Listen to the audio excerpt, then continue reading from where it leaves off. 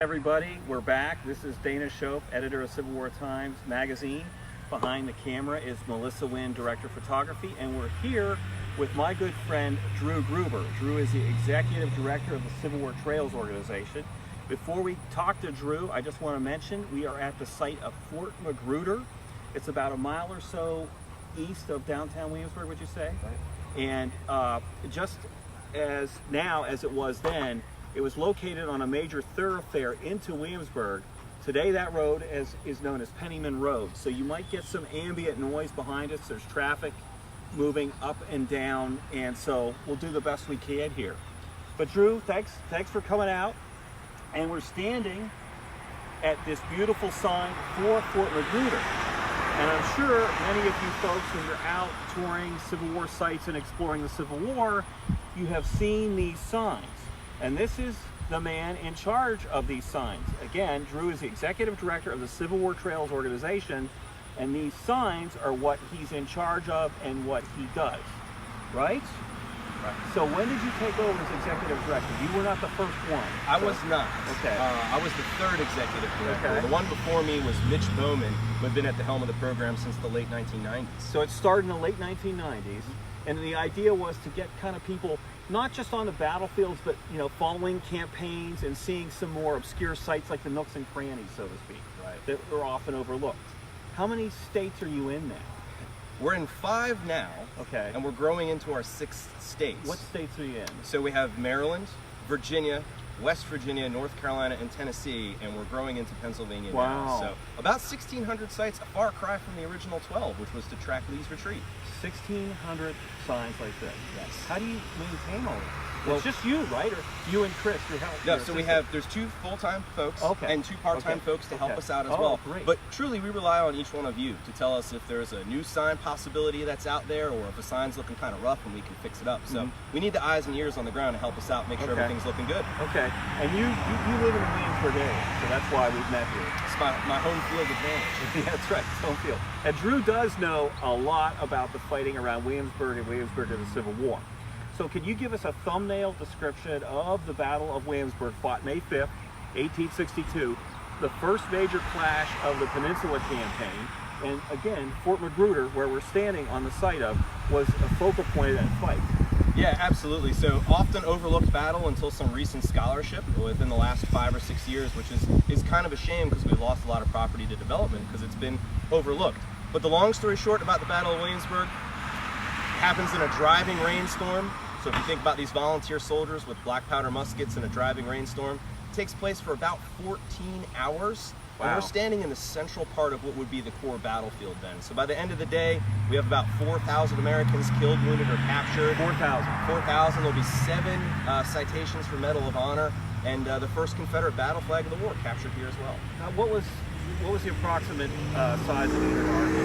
So we're talking about 60,000 combined combatants here, and it ebbs and flows throughout the day. Both armies are literally going to funnel troops in on either side. It's very hard to keep track of today, 150 years removed from the event, but it was difficult for them to recall what happened at that time too. So you said this Fort Magruder is sort of the central fort of a line that's a Confederate line that's established, right? It is the largest of 14 works. 14 works, and the York River's about a mile that way or so? Yes. And so the works run to the north. How far do they run to the south? All the way to the James? Right. So Okay. we're standing on what is the narrowest point on the peninsula and also the Okay. tallest. Okay. So we're only a few yards away from where 2 major roads will come together. 2 major roads just to the east of us. Right, just Okay. behind you. They'll have the road to Yorktown, which will then take you to Fort Monroe. Okay. And then the road to Warwick Courthouse, or what is now Newport News, Okay. which will also take you to Fort Monroe. So those 2 roads come together. They're covered by Fort Magruder, which is this large central work here, and the 13 others that are astride okay. it. And then from here all the way through Colonial Williamsburg, where you just were before, to the college, it'll Okay. be 1 road. One road. And that's why this area here is so strategic. This is the main road here. Right, Yeah. and not just for 1862, but for War of 1812, for 1622, for the American Revolution. It's the same old ground. The same road, and this is a focal point for controlling the roadways. Right. Now you mentioned about the battle and preservation. Is there a preservation effort to save parts of the Battle of Williamsburg down here? There are. Thanks for asking. So the Williamsburg Battlefield Association is a local nonprofit. Of course, they work with the partners at the American Battlefield Trust, with some local land conservancies, and actually with the neighbors that are here in this community to identify parcels that can be preserved for preservation. So about 10 years ago, we would be standing at what is the only preserved section of Battlefield here. That's just under a quarter acre. Or just over a quarter acre rather, and today there's about 65 acres preserved, and we have about another 350 left that have yet to be developed. And so you've got your eyes on some property that the Williamsburg Battlefield Association, is that the right name? Yes. Okay, they're keeping an eye and hoping to acquire some more properties. Yes. Okay. Now, so Williamsburg Battlefield, is it Preservation Association? Williamsburg Battlefield Association, the WBA. Okay. They have a website, I would take it? We do. We have a website. There's a Facebook page, a Twitter account. Okay. So if you bring your groups down here, if it's just the two of us, we can go out on the battlefield. Okay. And or you give tours, right? We do. Yeah, okay. So if you're interested in the Battle of Williamsburg and helping to preserve it, check out the Facebook page and the website of the organization that Drew mentioned. They've done a lot of good work down here. They really have. Now, Fort Magruder, unfortunately, we can't get beyond the fence right now. The gate is locked. But Melissa, can you pan just a little bit? And you might see over here some earthworks, okay? Some remnants of actual Fort Magruder, and they extend throughout this park. You can hopefully see that. Now, bring it on back to us. Cool. So, Drew, you told me when we got here, this is not the Fort Magruder of the battle, though. So what's the difference? Why are the earthworks like this? So this earthwork is going to be constructed in the winter of 1861-62 by some local Virginia troops, impressed African Americans, both free and enslaved. And it's going to be the central focal point of the battle here on May 5th, 1862.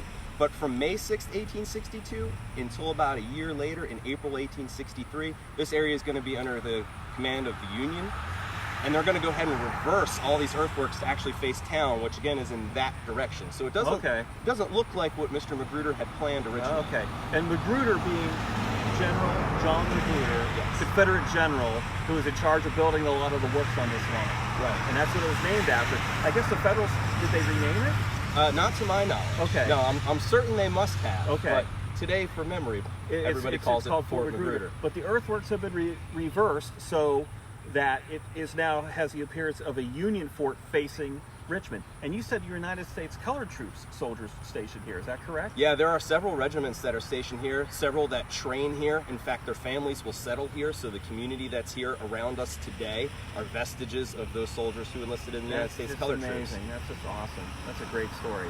And was there any major engagement here after the Battle of Williamsburg? There are several small skirmishes, but on April 11th, 1863, this whole line will get tested again. And thankfully, they did reverse it to face town. So as Confederate General Longstreet drives towards Suffolk in April of 1863. This is the siege of Suffolk. Right. Often forgotten, too. Right. Certainly as far as we talk about scholarship of the Gettysburg campaign. One of the smaller divisions that sort of sent out to confuse the Union Army at Fort Monroe is going to be sent here to attack Williamsburg, and that's going to be under Henry Wise. So Henry Wise, on the morning of April 11th, 1863, is going to push through town and drive those Union pickets and sentinels all the way back here to these works that they've been carefully re-engineering to face the town of Williamsburg itself. And there'll be a standoff here for several hours. Okay. So it plays a role in another campaign, another engagement beyond that 1862 fight. Absolutely. A lot of action here. Yeah. A lot of back and forth. Thanks a lot. Thanks for having me. Now, real quickly, if people come to Williamsburg and they want to come see this Fort Magruder, they get on Pennyman Road, basically. Find Pennyman Road. Yeah, so if you come out of downtown Colonial Williamsburg on 2nd Street, you can just follow the Civil War Trail signs to Pennyman Road. Certainly you can download a map from civilwartrails.org or write the Williamsburg Battlefield Association, and they can help you find this site as well as the scant others that are actually interpreted And there's today. parking really close, right over here where we park. Yeah, absolutely. Yeah, you can pull right up to the fort. So if you get a chance, come out and check out this really nice wayside sign administered by the Civil War Trails organization that Drew runs, and take a look at these earthworks. Even if you can't get in, it's pretty cool to see this, and you can observe this roadway and understand why this is such a strategic area. This is Data Shoaf, Melissa Winn from Civil War Times Magazine with Drew Gruber, Executive Director of Civil War Trails, and we're going to sign off Melissa and I are going to be back later on after we get some lunch. We're going to be back in downtown Colonial Williamsburg again, bringing you one more First Mondays Facebook Live broadcast. Thanks for watching, everybody, I should say, and we'll talk to you later this afternoon.